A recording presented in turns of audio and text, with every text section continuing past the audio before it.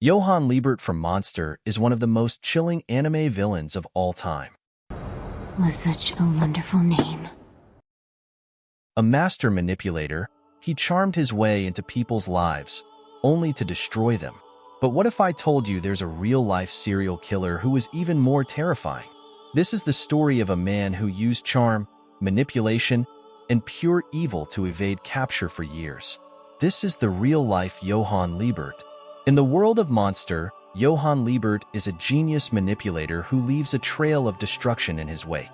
But in real life, there was a man who mirrored Johan's tactics almost perfectly. His name? Insert real-life killer's name, e.g., Ted Bundy, John Wayne Gacy, or Charles Manson. This killer didn't just rely on brute force. Like Johan, he used his charm, intelligence, and ability to blend into society to evade suspicion.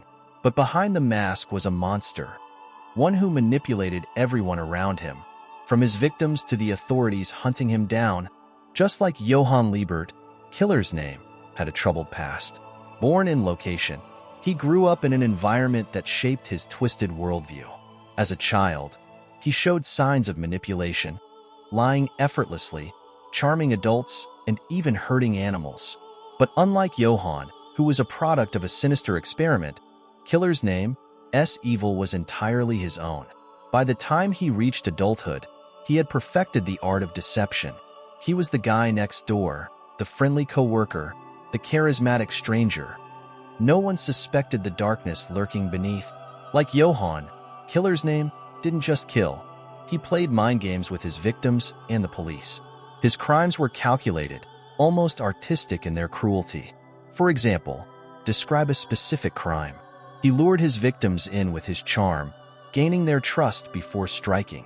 And just like Johan, he left behind cryptic clues, taunting the authorities and leaving them baffled.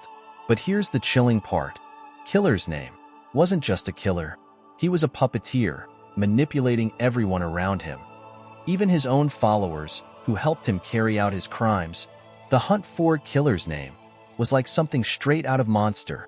For years, he evaded capture, always one step ahead of the police. He changed his appearance, used aliases, and even manipulated witnesses into giving false alibis. At one point, describe a dramatic moment in the manhunt, e.g., he walked into a police station and convinced them he was innocent.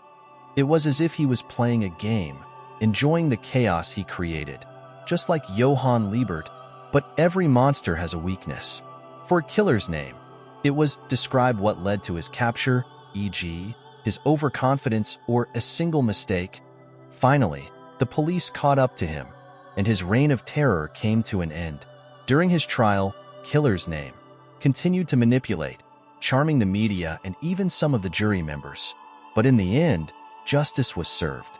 He was sentenced to describe the sentence. But his legacy of fear and manipulation lives on.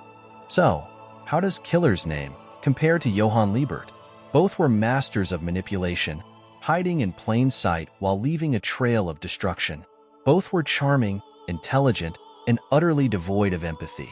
But while Johan is a fictional character, killer's name was very real.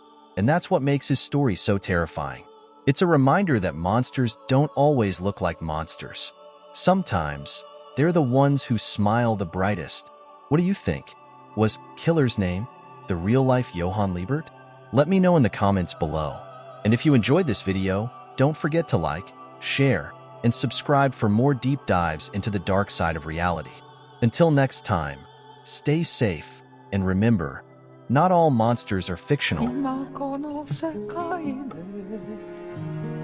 わかること